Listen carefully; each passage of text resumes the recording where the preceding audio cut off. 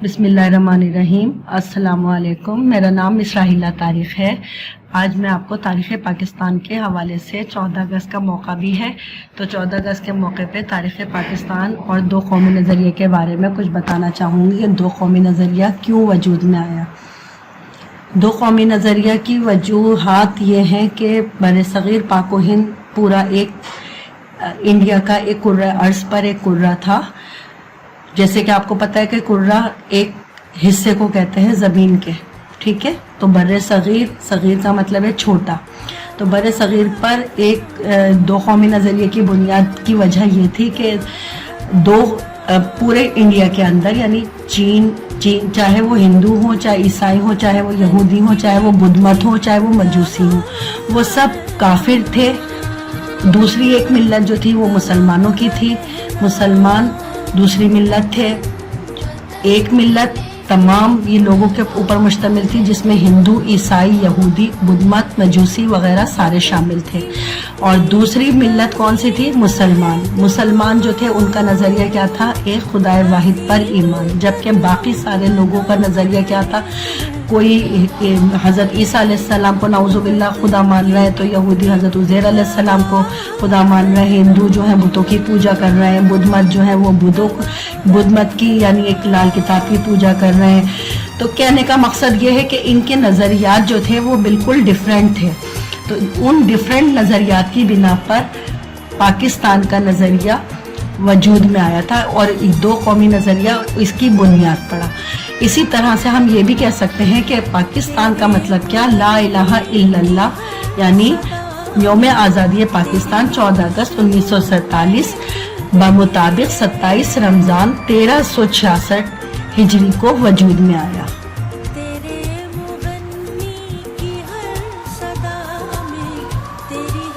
तहरीक पाकिस्तान की पहली बुनियाद जो बना था बेटा दो कौमी नज़रिया यानी बना दो कौमी नज़रिया और सर सैयद अहमद खान। सर सैयद अहमद खान वो अजीम मुसल्लह रहनुमा थे। ये मुसलमानों की एक बहुत बड़ी खुशकिस्मती है जिसे हम कह सकते हैं कि मुसलमानों को बहुत बड़े बड़े रहनुमा सर सैयद अहमद खान, अल्लामा इकबाल और कायद आज़म मोहम्मद अली जिन्ना, मौलाना मोहम्मद अली जौहर, मौलाना शौकत अली जौहर जैसे अजीम रहनुमा मिले। सर सैयद अहमद खान सन 1817 में पैदा हुए और 1898 उनकी तारीख़ वफ़ात है। अगर यूं कहा जाए कि सर सैयद अहमद खान दो कौमी नज़रिए के खालिक हैं तो बेजा ना होगा।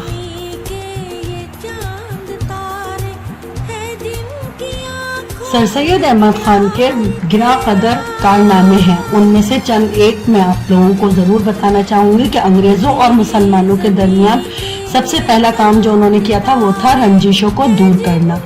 1857 की जंग आज़ादी के बाद मुसलमानों के हौसले यकजा करना और इनको इनके तशख़्ख़ुस की पहचान दिलवाना यानी उनकी भी एक अलहदा शख्सियत है इस बात को बताना। 1886 में लंदन एजुकेशन कांग्रेस जिसका नाम बाद में कॉन्फ्रेंस रख दिया गया उसकी बुनियाद रखना। ये एक इदारा बनाया गया था जिसमें मुसलमान बच्चों को तालीम और तरबियत के लिए, उनकी रहनुमाई के लिए, उनकी गाइडलाइन के लिए एक इदारा बनाया गया था। मुसलमानों में शऊर जगाने के लिए तालीम की अहमियत को ज़रूरी समझते हुए उनके लिए 1875 में अलीगढ़ के मुकाम पर लंदन ओरिएंटल एंग्लो कॉलेज का क़याम, कुरान पाक की तफसीर लिखना। लेकिन अभी ये काम पूरी तरह पाए तकमील तक नहीं पहुंचा था कि ज़िंदगी आपसे वफा न कर सकी और यूँ इस तफसीर की सिर्फ 7 जिल्दें ही मुकम्मल हो पाई और उनकी तारीख़ वफ़ात 1898 है। अल्लामा इकबाल, जैसे कि मैंने कहा ना कि मुसलमानों की ये बहुत बहुत बहुत बड़ी खुशनसीबी थी कि मुसलमानों को बेइंतहा और बहुत प्यारे और अजीम लीडर, अजीम रहनुमा। हाँ, तो मैंने आपको बताया ना कि अल्लामा इकबाल जिनको तस्वुर पाकिस्तान भी कहा जाता है क्योंकि उन्होंने पाकिस्तान का सबसे पहला ख्वाब देखा था। उन्होंने बरसग़ीर के कुछ इलाकों को जहाँ पर अक्सरियत थी मुसलमानों की, उन जगहों को पाकिस्तान के हिस्से में शामिल कर दिया था। खुतबा इलाहाबाद 1930 29 दिसंबर 1930 में ऑल इंडिया मुस्लिम लीग का सालाना जब इजलास हुआ था, उसमें अल्लामा इकबाल ने उस खुतबे की सदारत करते हुए बरसगीर पाक व हिंद के मुसलमानों को एक अलहदा रियासत का तसव्वुर पेश किया, यानी इसीलिए उनको तसव्वुर पाकिस्तान भी हम कहते हैं। तो अल्लामा इकबाल भी वो रहनुमा थे जिन्होंने सबसे पहले पाकिस्तान का ख्वाब देखा। उन्होंने ये ख्वाहिश अपनी बताई कि सिंध, पंजाब, सरहद बलूचिस्तान को मिलाकर एक अलहदा आज़ाद रियासत बना दी जाए। यहीं से इस तसव्वुर का और इस नज़रिए का आगाज हुआ जो क़याम पाकिस्तान की शक्ल में वजूद में आया। मौलाना मोहम्मद अली जिन्ना और दो कौमी नजरिया। अच्छा, अभी हम समझ रहे हैं कि दो कौमी नजरिया जो है वो सर सैयद अहमद खान से शुरू होता हुआ पहले अल्लामा इकबाल की जानिब घूमता है, फिर मौलाना मोहम्मद अली जिन्ना की तरफ आ जाता है, क्योंकि बेटा ये सारे लीडर जो है मुसलमानों की रहनुमाई के लिए आगे बढ़ते गए और पाकिस्तान की राह को हमवार करते चले गए। मौलाना मोहम्मद अली जिन्ना और दो कौमी नजरिया। मौलाना मोहम्मद अली जिन्ना ने फरमाया, हमने पाकिस्तान का मुतालबा जमीन का एक टुकड़ा हासिल करने के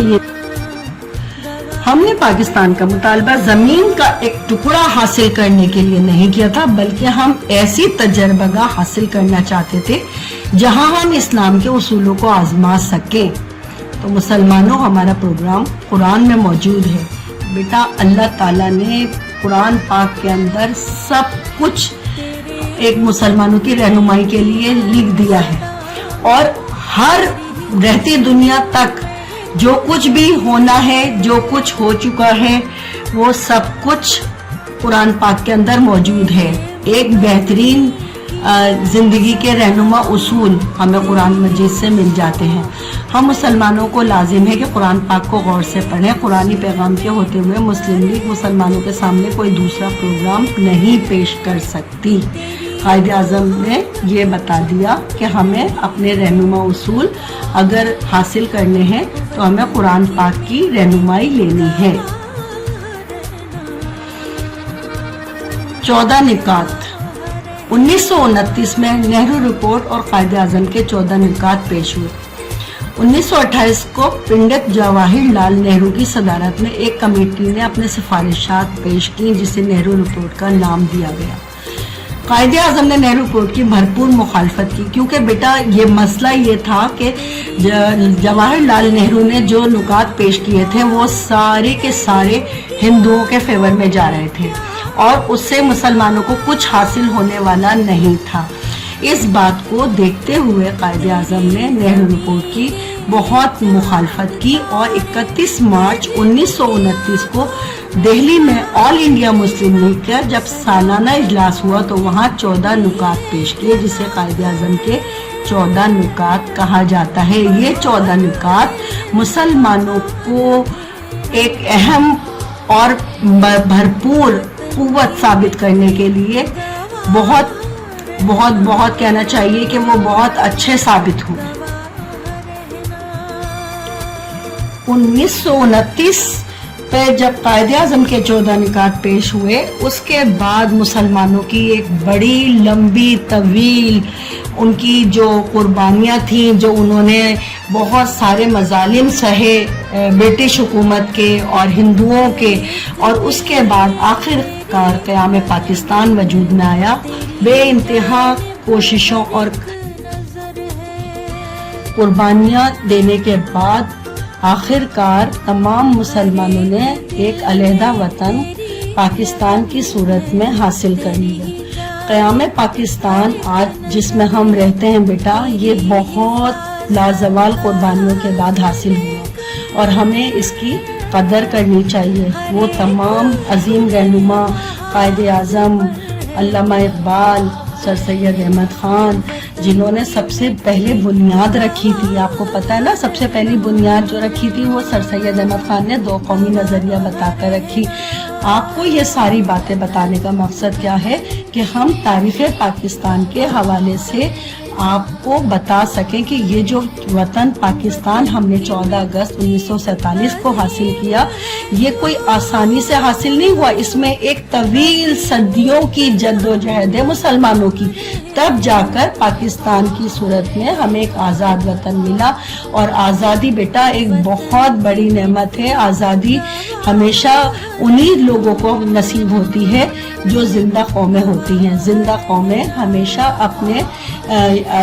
اپنے وطن کی قدر کرتی ہیں اور اپنے بزرگوں کی لازوال قربانیوں کو ہمیشہ یاد رکھتی ہیں اور بہت عظیم طریقے سے اس کو مناتی ہیں. تو اسی لیے ہم آج 14 اگست بہت شان و شوکت اور دلی جذبات کے تحت ہر سال تمام پاکستانی، تمام مسلمان بہت جان اور جذبے کے ساتھ، جوش و ولولے کے ساتھ مناتے ہیں. پاکستان زندہ باد.